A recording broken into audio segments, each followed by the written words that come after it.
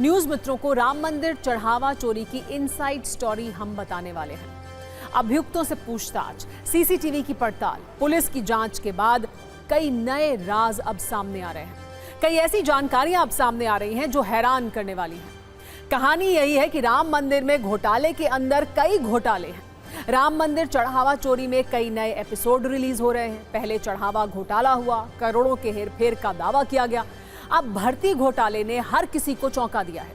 इससे पता चलता है कि कैसे एक सुनियोजित साजिश के तहत पूरा नेटवर्क चल रहा था। भर्ती से लेकर काउंटिंग तक ये खेल चल रहा था। आपको बताते हैं कैसे भर्ती घोटाला हुआ था, कैसे चढ़ावे में मिले कैश काउंटिंग टीम में अपने लोगों को शामिल कराया गया था। बड़ी बात यह है कि इसमें चंपत राय और अनिल मिश्रा का भी नाम है। कैश काउंटिंग के लिए मार्च 2025 में भर्ती की गई थी। ऐसी खबर है कि 2 मार्च 2025 को चंपत राय ने 10 लोगों को बुलाया था। ऐसा बताया जा रहा है कि 10 गणना कर्मी बीएचपी और आरएसएस से जुड़े थे, जिसके बाद अनिल मिश्रा ने ही सभी 10 लोगों का इंटरव्यू लिया। 6 मार्च 2025 को 10 नए लोगों की भर्ती हुई। नोट करने वाली बात यह है कि भर्ती के बाद गणना कर्मियों का आई कार्ड नहीं बना। ड्यूटी शीट दिखाकर मंदिर परिसर में इनको प्रवेश मिलता था। नवनियुक्त गणना कर्मी ड्यूटी शीट से ही आते जाते थे। इसी तरह गहना घोटाले की भी जानकारी सामने आई है।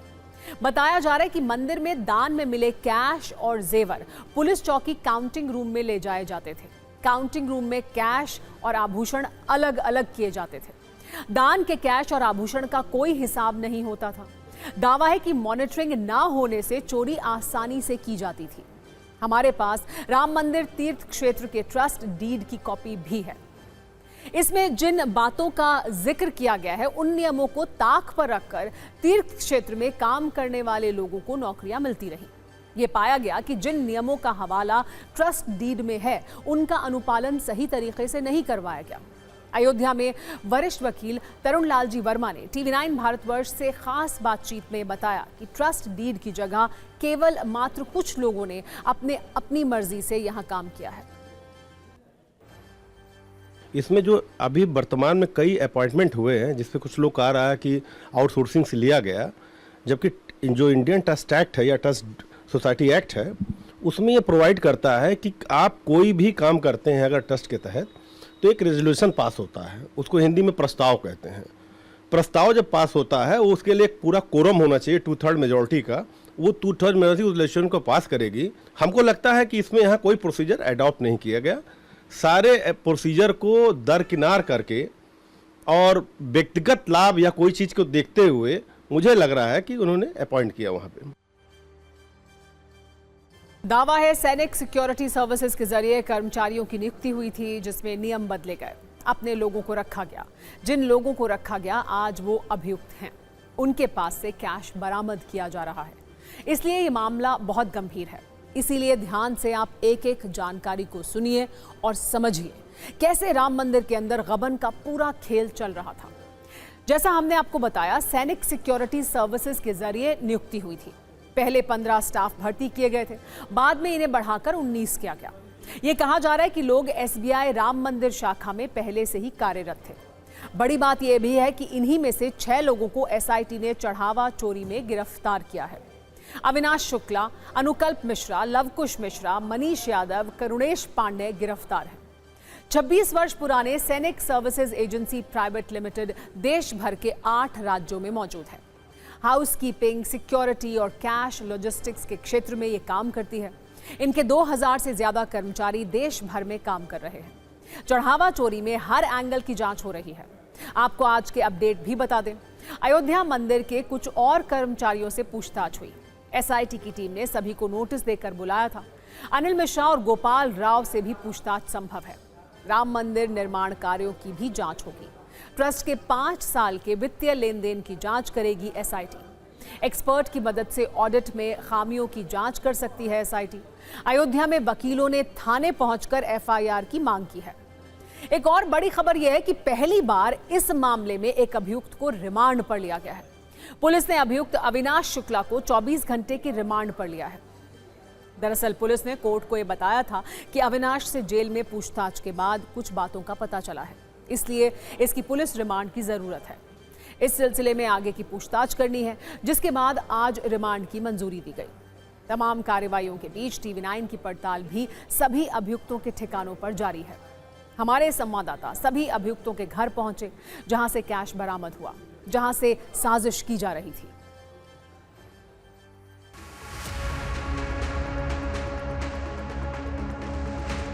इस वक्त टिन्नू यादव के हम घर पे मौजूद हैं। ये वो घर है जिसको एज ए हॉस्टल वो यूज करता था। ये देखिए, श्री राम शंकर यादव, विश्व हिंदू परिषद, श्रीमती पूनम देवी, पुत्र रवि यादव। ये पूरा टिन्नू यादव का यहाँ पे बकायदा एक सब कुछ यहाँ पे लिखा हुआ है। और ये अगर हम बात करें अयोध्या में ही श्री गंगा हॉस्पिटल के पीछे में टीचर्स कॉलोनी है, वहाँ पे इसका ये मकान है। अगर इस मकान की बात करें तो फिलहाल इसको उसने लड़कों को किराए पे दिया हुआ है। लड़के और लड़कियां दोनों रहते हैं इस मकान में। ग्राउंड फ्लोर की बात करें तो ग्राउंड फ्लोर पे लड़के रहते हैं। तकरीबन 14 कमरे हैं इस पूरे मकान में, जबकि फर्स्ट फ्लोर पे लड़कियां रहती हैं। टीवी9 भारतवर्ष ने लड़कों से जब बात करने की कोशिश की तो फिलहाल उन्होंने किसी भी जानकारी देने से इनकार किया और कुछ भी कैमरे पे कहने से वो बचते रहे। हालांकि अगर इस जगह की बात करें तो पुलिस को जो टिन्नू यादव ने बताया था, उसके बाद पुलिस यहाँ पहुंची थी और इस मकान के फर्स्ट फ्लोर पे पुलिस पहुंची थी और टिन्नू यादव की निशानदेही पे वहां से 1 लाख रुपए रिकवर किए गए थे। महज 18,000 रुपए की नौकरी राम मंदिर ट्रस्ट में करने वाला लव कुश मिश्रा आखिरकार इतना अमीर कैसे हो गया कि नवंबर महीने में उसने प्लॉट खरीदा और फरवरी महीने में मकान का निर्माण भी शुरू हो गया। और जब जुलाई में हम यहाँ पर खड़े हैं तो देख रहे हैं कि 2 महले की इमारत आलीशान यहाँ पर खड़ी हो गई है। आज हम इस मकान को आपको दिखाएंगे। देखिए, यहाँ पर घुसते ही सबसे पहले एक कमरा यहाँ पर आपको दिखाई देगा। उसके अलावा हम अंदर आते रहते हैं, आपको तस्वीरें दिखाते रहते हैं। ये किचन का एरिया है, आप देखिए, डाइनिंग और किचन का एरिया। इसके साथ में एक और कमरा ये लगा हुआ है। यहाँ आइए, ये कमरा दिखाइए। और इस कमरे के साथ साथ अगर देखें तो अटैच्ड वॉशरूम, यानी कि अटैच्ड वॉशरूम की व्यवस्था इसमें है। ये सेकेंड फ्लोर पर हम आ गए। सेकेंड फ्लोर पर अब आपको दिखाते हैं। यहाँ भी कंस्ट्रक्शन लगभग इसी तरह का है। फरवरी में कंस्ट्रक्शन शुरू हुआ। फरवरी, मार्च, अप्रैल, मई, जून, यानी कि 5 महीनों में ही ये मकान इतना बनकर तैयार हो चुका है। छत पर आने के बाद आप देखिए तस्वीरें यहाँ पर, ये तो तीसरे फ्लोर की भी तैयारी थी। आप देख सकते हैं ये सरिया जो है, ये पिलर बनाने के लिए ये सरिया लगाया हुआ है यहाँ पर। जो भी हमारे यहाँ निर्माण हो रहा है उनकी जांच चलती रहती है कि मैं पास है कि नहीं पास है ना। तो उसी क्रम में एक notice Supriya Mishra wife of Lav Kush Mishra को दी गई। चढ़ावा चोरी के 8 अभियुक्त न्यायिक हिरासत में हैं। इस बीच कई बड़े चेहरे भी सवालों के घेरे में हैं। 3 नाम की चर्चा सबसे ज्यादा है। इनकी भूमिका और इनसे संबंधित सवालों को भी सिर्फ 40 सेकंड में आप जान लीजिए। एक नाम चंपत राय का है, जो इस्तीफा दे चुके हैं। इन पर उठ रहे सवालों के बीच बयान दर्ज हो चुका है।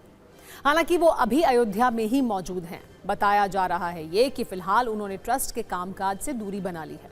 हालांकि एसआईटी की फाइनल रिपोर्ट का वो इंतजार कर रहे हैं। उससे पहले कुछ भी नहीं कह रहे हैं। इतना संकेत जरूर दे चुके हैं कि वो टिन्नू यादव के धोखे से आहत हैं। अगला नाम अनिल मिश्रा का है। इनका भी इस्तीफा हो चुका है, बयान भी दर्ज हो चुका है। आरोप यह है कि गिनती में इन्होंने 10 लोगों की भर्ती की थी जो सवालों में हैं। खुद सबका इंटरव्यू लेकर उन्हें नौकरी दी। चौंकाने वाली बात यह भी है कि 125 लोगों की भर्ती की सिफारिश इन्होंने ही की थी। एक नाम गोपाल राव का भी है। पिछले कुछ घंटों से इनको लेकर ज्यादा तीखे सवाल पूछे जा रहे हैं। ट्रस्ट के विशेष आमंत्रित सदस्य हैं ये। अब तक गोपाल राव का इस्तीफा नहीं हुआ है। एसआईटी जांच के बाद कामकाज संभाल रहे हैं ये। 14 जून को ये कहा था कि भ्रम दूर करने के लिए एसआईटी जांच कर रही है। इनसे पूछताछ हो सकती है। इनकी भूमिका को लेकर भी कई संत, कई नेता सवाल उठा रहे हैं।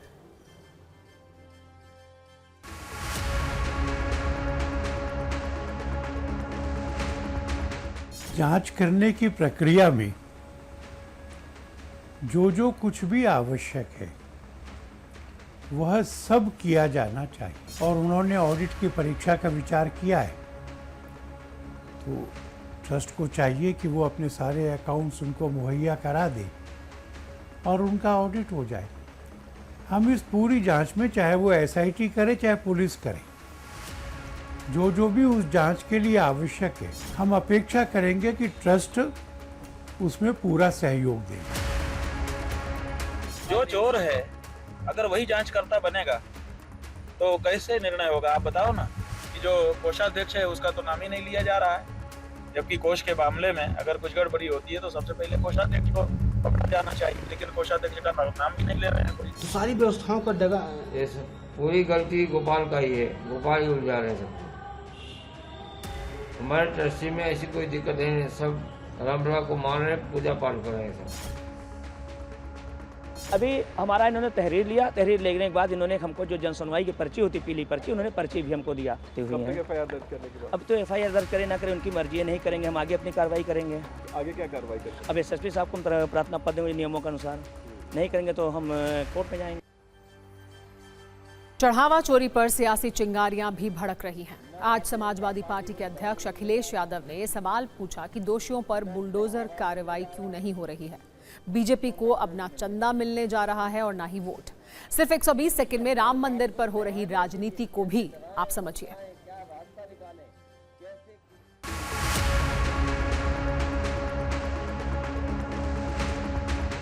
न चंदा मिलने जा रहा है, न भारतीय जनता पार्टी को दान मिलने जा रहा है, न चढ़ावा मिलने जा रहा है और न वोट मिलने जा रहा है।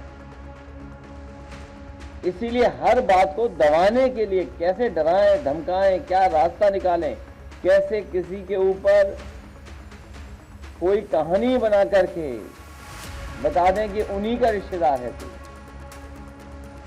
हमारा ही परिचय का कोई है। देखिए, विपक्ष का काम सवाल खड़ा करना है और राम मंदिर की चिंता अखिलेश यादव की ज़्यादा हो गई है। मुख्यमंत्री जी ने कहा पहले जरा कृष्ण भूमि की भी बात करना, और जहाँ तक राम मंदिर का सवाल है, एसआईटी के जो भी रिपोर्ट आएगी, जो भी दोषी पाए जाएंगे, किसी को बख्शा नहीं जाएगा। एसआईटी बिना एफआईआर की एसआईटी बन कैसे सकती है? तब तक एफआईआर ही नहीं हुई थी। बिना एफआईआर की एसआईटी बन ही नहीं सकती। आपने एक एसआईटी बना दी धूल झोंकने के लिए, लोगों की आंखों में धूल झोंकने के लिए। फर्जी एफआईआर में 8 छोटे छोटे लोगों को पकड़ के जेल में डाल दिया।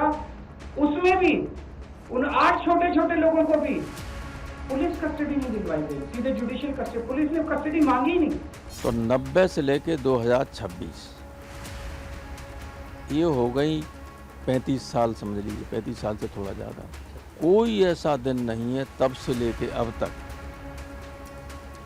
जब 1 करोड़ 2 करोड़ या उससे भी ज़्यादा बाद में मंदिर बनने को आया तो 50 करोड़ एक दिन में आए। तो आप अंदाज लगा लीजिए कि पैसा कितना आया होगा। पुलिस अपना काम कर रही है, विपक्ष परेशान इस नाते है कि विपक्ष के चाहने वाले लोग फंस रहे हैं उसमें ज़्यादा, इस नाते वो सब बहुत परेशान है। ये मुद्दा राजनीतिक नहीं है, ये मुद्दा सामाजिक है, ये मुद्दा धार्मिक है। सत्ता में अब आपको एक ऐसी खबर दिखाते हैं जो देश के हर माता पिता के लिए एक चिंताजनक अलार्म है, खासकर उनके लिए जहां पति पत्नी दोनों नौकरी करते हैं, जिनके सामने अपने छोटे बच्चों की देखभाल के लिए डे केयर ही आखिरी विकल्प है। अब जो खबर हम आपको बताने जा रहे हैं उसे देखकर आप सोचेंगे कि आपका बच्चा डे केयर में महफूज है। डे केयर के बंद दरवाजों के पीछे कहीं उसके साथ कुछ ऐसा तो नहीं हो रहा जो नहीं होना चाहिए। बेंगलुरु के ब्रुकफील्ड में एक बड़ी और नामी कंपनी है, नाम है कैपजेमिनी। इस आईटी कंपनी के कैंपस में एक डे केयर चल रहा था, लेकिन असल में वो डे केयर नहीं था। एक ऐसा टॉर्चर रूम था जहां 2 से 3 साल के छोटे बच्चों को बुरी तरह तड़पाया जाता था, डराया जाता था और उनके साथ ऐसी क्रूरता की जाती थी जिसके बारे में सुनकर आपको गुस्सा आएगा। आरोप है बच्चों को डराने के लिए उन्हें फ्रंट लोडिंग वॉशिंग मशीन के ड्रम में बिठाया जाता था, उन्हें डे केयर के टॉयलेट में बंद किया जाता था जहां वो घंटों रोते रहते थे, उन्हें टॉयलेट सीट पर बिठाया जाता था और इस दौरान एक महिला उनके मुंह पर जेट स्प्रे से पानी डालती थी। इसके बाद भी जब बच्चे रोते थे तो उन्हें और डराया जाता था, साथ ही पीटने की धमकी दी जाती थी। और ये सब सिर्फ पुलिस की एफआईआर में दर्ज आरोप नहीं है, बल्कि इनके वीडियो सबूत मौजूद हैं।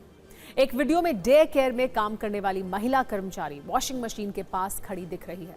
आरोप है कि इसमें एक बच्चे को बंद कर दिया गया जो रो रहा है, लेकिन इससे इस महिला को कोई फर्क नहीं पड़ रहा। एक और वीडियो में एक छोटा सा बच्चा बाथरूम के फर्श पर लेटा है, चीख रहा है, लेकिन उसे वहां से उठाने की बजाय महिला कर्मचारी उसका वीडियो बना रही है। डे केयर में इस तरह का क्रूर व्यवहार 2 से 3 साल के उन छोटे बच्चों के साथ किया जा रहा था जो शायद अभी ठीक से बोल भी नहीं सकते। जो घर जाने के बाद अपनी मां को ये बता नहीं सकते कि आज उनके साथ डे केयर में हुआ क्या, और इसी का फायदा उठाकर उन्हें डे केयर में टॉर्चर किया जा रहा था। जानकारी के अनुसार कैप जेमिनी कंपनी के कैंपस में ये डे केयर आउटसोर्स किया गया था और इसे सोशिएटे जनरल बेबी केयर नाम की एक कंपनी चला रही थी। कैंपस में काम करने वाले माता पिता इस डे केयर में अपने बच्चे को छोड़ते थे, जिन्हें वहां काम करने वाली महिला कर्मचारी प्रताड़ित करती थी। पुलिस ने इस आरोप में डे केयर की 5 महिला केयर टेकर्स के खिलाफ केस दर्ज किया है। शायद जांच के बाद इन महिला कर्मचारियों को सजा भी मिल जाए, लेकिन एक सवाल देश के करोड़ों माता पिता को लंबे समय तक डराता रहेगा।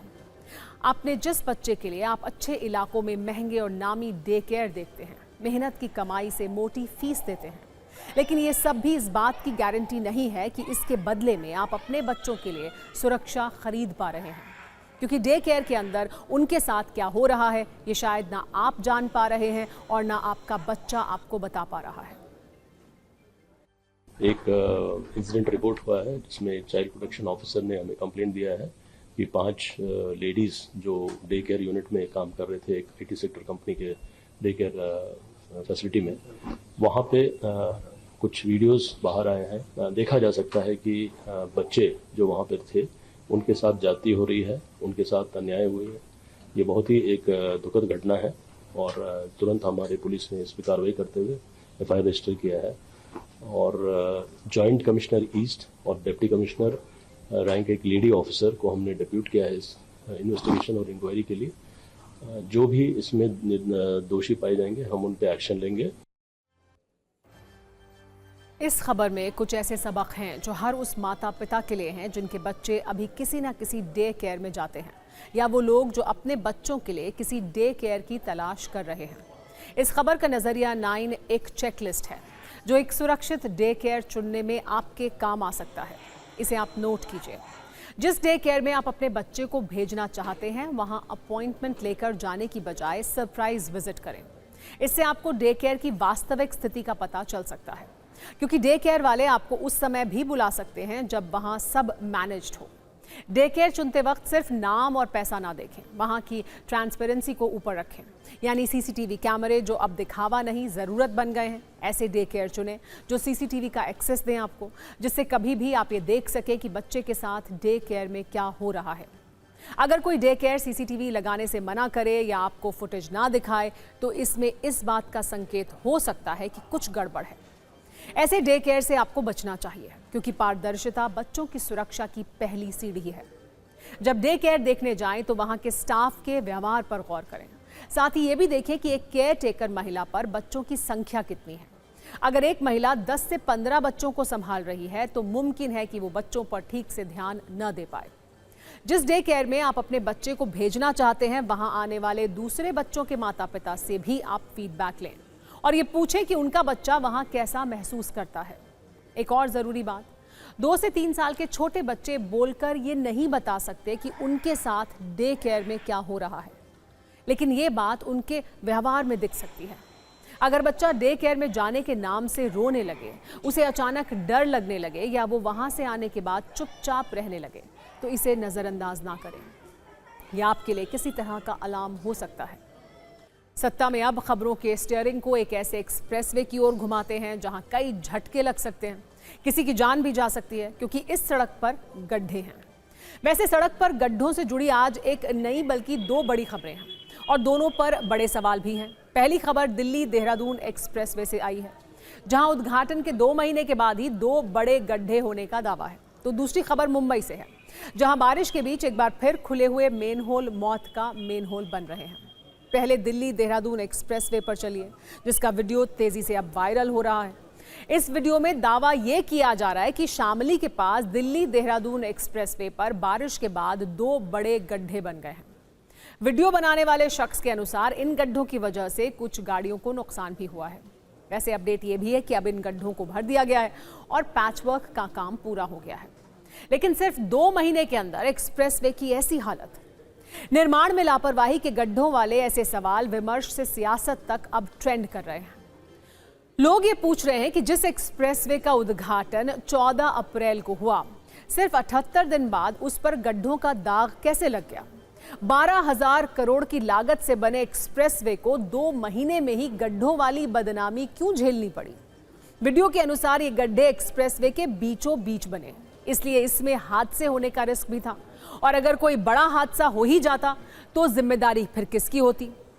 देहरादून एक्सप्रेसवे पर अधिकतम स्पीड 100 किलोमीटर प्रति घंटा है। सोचिए, इतनी रफ्तार में कोई गाड़ी इन गड्ढों से गुजरती है तो उसके पलटने या डिवाइडर से टकराने का खतरा भी हो सकता है। इसके अलावा गाड़ियों के सस्पेंशन और ऑयल व्हील टूटने का रिस्क भी रहता है। इसलिए भारी भरकम टोल टैक्स के बाद भी जान के जोखिम को लेकर लोगों में बड़ी नाराजगी है। अब दिल्ली देहरादून एक्सप्रेसवे इन गड्ढों पर सियासत की रेस भी शुरू हो चुकी है और विरोधियों को सरकार पर तीव्र गति से सवाल उठाने का मौका मिल गया है। कांग्रेस ने कटाक्ष किया। यह दिखाता है कि इस एक्सप्रेसवे को बनाने में जमकर भ्रष्टाचार और पैसों की बंदरमाट की गई है। पुल हो या सड़क, हाईवे या पानी की टंकी, रेलवे स्टेशन या एयरपोर्ट की छत, हर ओर इंफ्रास्ट्रक्चर ढह रहा है। कांग्रेस ने लिखा है, मोदी सरकार देश और जनता के लिए घातक है। कांग्रेस की तरह आम आदमी पार्टी ने भी दिल्ली देहरादून एक्सप्रेसवे के जरिए मोदी सरकार के विकास वाले दावे पर हमला बोला तो एक्सप्रेसवे वाले इस कलेश में अखिलेश यादव की भी एंट्री हो गई और उन्होंने कहा, बीजेपी सरकार क्वालिटी से समझौता करती है। ये जो 2 प्रदेशों को और महत्वपूर्ण एक्सप्रेसवे जो बना है दिल्ली से देहरादून, उसमें दिखने को आया कई गड्ढे हो गए, सुरक्षित नहीं है एक्सप्रेसवे। तो कहीं ना कहीं बीजेपी के लोग क्वालिटी से कंप्रोमाइज करते हैं। इनके हर पॉलिसी, हर कार्यक्रम भ्रष्टाचार और जेब भरने के लिए होता है। वैसे अब इस पूरे मामले को लेकर NHAI यानी national highways authority of India का पक्ष भी सामने आ गया है। NHAI के अनुसार 1 जुलाई यानी बुधवार को दिल्ली देहरादून एक्सप्रेसवे पर सड़क का एक हिस्सा धंस गया था। ऐसा भारी बारिश के कारण एक जगह पानी जमा होने और ड्रेनेज का पक्का सिस्टम पूरी तरह चालू न होने की वजह से हुआ। 1 जुलाई की सुबह जब प्रोजेक्ट टीम हमेशा की तरह सड़क की पेट्रोलिंग कर रही थी, तब उन्हें इस खराब हिस्से का पता चला। टीम ने तुरंत इसे ठीक करने का काम शुरू कर दिया। खराब हुए हिस्से को प्राथमिकता के आधार पर तुरंत ठीक कर दिया गया ताकि गाड़ियां बिना किसी रुकावट के सुरक्षित यहां से आ जा सकें। वैसे आपको भारत में सड़कों के खराब निर्माण को लेकर कुछ आंकड़े भी आइए बता देते हैं। असल में भारत में सड़क निर्माण में भ्रष्टाचार एक बहुत ही आम बात है। ट्रांसपेरेंसी इंटरनेशनल इंडिया की रिपोर्ट के मुताबिक भारत में सड़क निर्माण में 20 से 40% लागत बर्बाद हो जाती है। इसकी वजह है रिश्वत, घटिया सामान और अनियमितता। अगर सड़कों की क्वालिटी की बात करें तो वर्ल्ड इकोनॉमिक फोरम की रिपोर्ट के मुताबिक दुनिया के 139 देशों में भारत की सड़कों की क्वालिटी 91 नंबर पर है, यानी बहुत खराब। तो आप समझ लीजिए सड़क निर्माण में भ्रष्टाचार की स्थिति क्या है। वैसे गड्ढे वाली एक तस्वीर यूपी के मुजफ्फरनगर से भी आई है। तेज बरसात के बीच अचानक सड़क में 5 से 6 फीट गहरा गड्ढा हो गया। बताया जा रहा है कि सीजन की पहली बरसात और तकरीबन 30 साल पुरानी सीवर लाइन के लीकेज होने के चलते यह हादसा हुआ। राहत की बात यह रही कि इस घटना में कोई भी जनहानि नहीं हुई। ऐसे ही गड्ढे वाली एक खबर सूरत से भी आई। यहाँ सूरत में डिंडोली गांव की ओर जाने वाली सड़क पर एक बहुत बड़ा गड्ढा हो गया जिसमें एक ट्रक धंस गया। कांग्रेस ने इस पर सोशल मीडिया पर लिखा कि गुजरात मॉडल धंस रहा है। दिल्ली देहरादून एक्सप्रेसवे का गड्ढा तो NHAI ने भर दिया, लेकिन मुंबई में वहां की नगर निगम मैनहोल पर ढक्कन नहीं लगा पाई, जिसमें गिरकर आज एक 60 वर्ष के व्यक्ति की मौत हो गई। मुंबई में मॉनसून की एंट्री के बाद से लगातार बारिश हो रही है, जिसके कारण जगह जगह पर पानी भर रहा है। मुंबई के साकीनाका में भी सड़क पर पानी भर गया। वहां पर एक मेन होल था जिसमें पानी भर गया। तभी 60 वर्ष के असलम शेख वहां से गुजर रहे थे। वो मेन होल में गिर गए, जिससे उनकी मृत्यु हो गई। अब इस पर राजनीतिक हमले शुरू हो गए हैं। BMC में बीजेपी की मेयर हैं ऋतु तावड़े। विपक्ष उन पर राजनीतिक हमले कर रहा है। महाराष्ट्र विधानसभा में भी ये मुद्दा उठाया गया है। विधानसभा अध्यक्ष ने सरकार से इस पर रिपोर्ट मांग ली है। इस बीच एक सहायक आयुक्त समेत 4 अधिकारी निलंबित कर दिए गए हैं और उच्च स्तरीय जांच समिति गठित कर दी गई है। इधर परिवार परेशान है। परिवार का कहना है कि वो कमाने वाले अकेले आदमी थे, इसलिए सरकार उन्हें मुआवजा दे।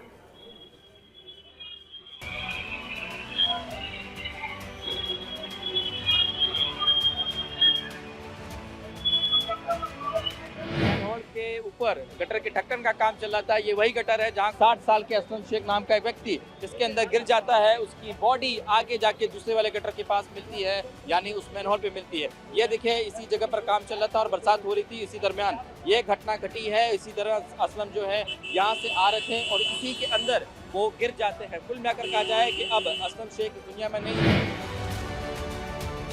इसके लिए पूरी तरह से प्रशासन जिम्मेदार है। मुंबई महानगर पालिका के आयुक्त जिम्मेदार है, जिनको मैंने 6 दिन पहले खुद मैंने लेटर दिया था कि मुंबई शहर में जो मैन होल्स है उसकी आप जांच कीजिए। ये बताने के बाद महानगर पालिका के आयुक्त ने इसके ऊपर कुछ नहीं किया और इसका नतीजा आज हमें यहाँ पे भुगतना पड़ा। एक इंसान की जान इसमें गई। एक केवळ निलंबन करून चालणार नाही, मला वाटतं कल्पेबल होमिसाइडचा गुन्हा घ्यायला पाहिजे अशा अधिकाऱ्यांवर। अभी वार्ड ऑफिसर ने कहा कि हमने ये सब काम बंद करने को कहा था, फिर इसने ये काम क्यों किया, इसके ऑर्डर पे किया। अगर किया तो बैरिकेड क्यों नहीं लगाया? अगर बैरिकेड नहीं लगा इसके वजह से आदमी गया ना, बैरिकेड लगा के काम करते इमरजेंसी होता तो समझ में आता। नगर सेवक को मालूम नहीं है कि ये किसने खोला है, तो किया किसने? अब वो आदमी तो मर गया। उनका एक बेटा है, बेटी है, बीवी है, कमाने वाला वो एक अकेला इंसान था। उसके लिए मुआवजा चाहिए, प्लस दोबारा ऐसा कुछ ना हो। मुंबई में खुले मैनहोल का खतरा नया नहीं है। वर्ष 2017 में प्रसिद्ध डॉक्टर दीपक अमरापुरकर की खुले मैनहोल में गिरने से मौत हो गई थी। वर्ष 2024 और 2026 में भी इसी तरह की घटनाएं घटी थी। मुंबई के मैनहोल में लगातार ऐसी घटनाओं पर बॉम्बे हाई कोर्ट नाराजगी जता चुका है। कोर्ट ने खुले मैनहोल को डेथ ट्रैप यानी मौत का जाल बताया था और बीएमसी को सभी मैनहोल पर सुरक्षा ग्रिल लगाने का आदेश दिया था।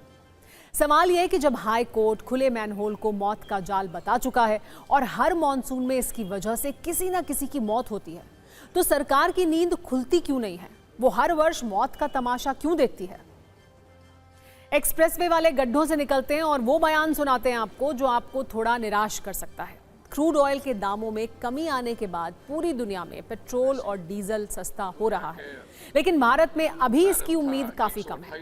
पेट्रोलियम मंत्री हरदीप पुरी से जब ये पूछा गया तो उन्होंने कहा कि जब दाम बढ़े ही नहीं तो दाम कम क्यों होंगे? ऐसे सवाल मुझे इरिटेट करते हैं। इसके साथ ही उन्होंने 2 से 3 महीने बाद का इशारा भी कर दिया। So I'm not amused, but I also, since I am human, I also tend to get irritated sometimes. I'm not angry, but I get irritated when I see दुनिया के क्रूड बैरल था 128 रुपए का, वो 70 रुपए पे आ गया है, and when are prices coming down? So my first response to that, price never went up. There has been no increase in prices for the consumer. और आइए अब मध्य प्रदेश चलते हैं, जहां की सरकार ने एक अदृश्य कारनामा किया है। मध्य प्रदेश के पर्यटन विभाग के विज्ञापन की एक पंक्ति है, एमपी अजब है, सबसे गजब है। यहां स्वास्थ्य विभाग ने जो किया है उसके बाद इस पंक्ति का इस्तेमाल करके खूब मीम बन रहे हैं और ये वायरल भी हो रहे हैं। मामला यह है कि सरकार एक ऐसे अस्पताल में डॉक्टरों की नियुक्ति कर रही है जो अस्तित्व में है ही नहीं। खास बात यह है कि फाइलों में ये 100 बिस्तर वाला अस्पताल मौजूद है और 87 लोगों का स्टाफ भी यहाँ है। हमने सत्ता में मध्य प्रदेश के इस अदृश्य अस्पताल पर एक खास कुंजी बनाई है। मामला यह है कि एमपी के इंदौर में एक जगह खरजाना 23 जून 2020 को मध्य प्रदेश सरकार ने खजराना में 100 बिस्तरों वाले सिविल अस्पताल को मंजूरी दी। इस अस्पताल के लिए 87 पद स्वीकृत किए गए, जिनमें विशेषज्ञ डॉक्टरों के साथ दूसरे कर्मचारी शामिल हैं। 6 वर्ष बाद भी अस्पताल के लिए जमीन आवंटित नहीं हो पाई है, जिसके कारण अब तक ये अस्पताल बन ही नहीं पाया है। इस खबर में ट्विस्ट ये है कि अस्पताल का भवन नहीं होने के बावजूद उसके नाम पर कर्मचारियों की पोस्टिंग और तबादले लगातार होते रहे। 15 जून 2026 को भी एक लैब टेक्नीशियन का ट्रांसफर सिविल अस्पताल खजराना किया गया, लेकिन भवन नहीं होने के कारण वो स्टाफ पीसी सेठी अस्पताल, हुकुमचंद अस्पताल जैसे सरकारी अस्पतालों में सेवाएं दे रहा है। अब जब ये खबर बढ़ती जा रही है, विपक्ष सवाल उठा रहा है कि बिना अस्पताल के ही वहां डॉक्टर और दूसरे स्टाफ कैसे भेजे जा रहे हैं। विपक्ष अब इसे विधानसभा में उठाने की बात कह रहा है। डिप्टी सीएम का कहना है कि हम जमीन की तलाश कर रहे हैं, जैसे ही जमीन मिलेगी निर्माण शुरू हो जाएगा।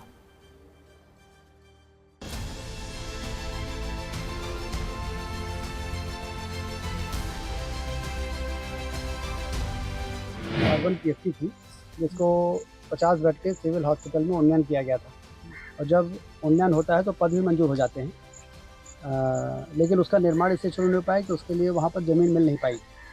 तो इसलिए पद स्वीकृत चूँकि पोर्टल में दिखते हैं, तो इसके कारण वहाँ पर पदस्थापनाएँ हो गई थी। कोशिश है कि जल्दी से जल्दी वो जो उपयुक्त लैंड वो ज़मीन मिले और उसका काम जल्दी पूरा करेंगे, तो ये जो पद आपको दिख रहे हैं, इस पद का सदुपयोग होना शुरू हो जाएगा।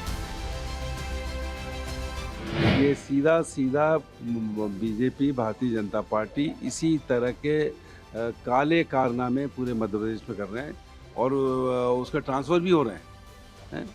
गजब मध्य प्रदेश है, गजब मध्य प्रदेश की सरकार है। पूरी जांच होना चाहिए कि कौन लोग हैं 70, कहाँ काम कर रहे हैं। और मैं समझता हूँ कि हमारे विधायक विधानसभा में इस मामले को पूरी जोर शोर से उठाएंगे। 80 से ज़्यादा संजीवनी क्लिनिक यहाँ पे ऑपरेशनल किए हैं, तो उससे एक बड़े हमारे प्रत्येक वार्ड में लगभग एक संजीवनी क्लिनिक चल रहा है और निश्चित तौर पे जो उस वहाँ के निवासी हैं उनको उससे लाभ हो रहा है। 25 से 50 मरीज प्रत्येक संजीवनी में जा रहे हैं और ये जो भी मैन पावर है, चाहे वो चिकित्सक हो या नर्सिंग ऑफिसर्स हो, उनका समुचित उपयोग वहाँ पे किया जा रहा है। गिराना में कोई हॉस्पिटल ही नहीं है सरकारी, डिस्पेंसरी चलती है, स्वास्थ्य केंद्र चलते हैं। ये तो भ्रष्टाचार की एक बू आती है इसमें से। MP अजब है, सबसे गजब है और इसी अजब MP में गजब के कारनामे भी देखने को मिलते हैं। अब ये कारनामा मध्य प्रदेश के इंदौर से है, जहां पर 6 सालों से अस्पताल तो नहीं बना, मगर इस अस्पताल में 87 लोगों का स्टाफ जरूर आ गया। यही नहीं, जितने कर्मचारी वहां पर काम कर रहे हैं उनके तबादले भी किए जा रहे हैं।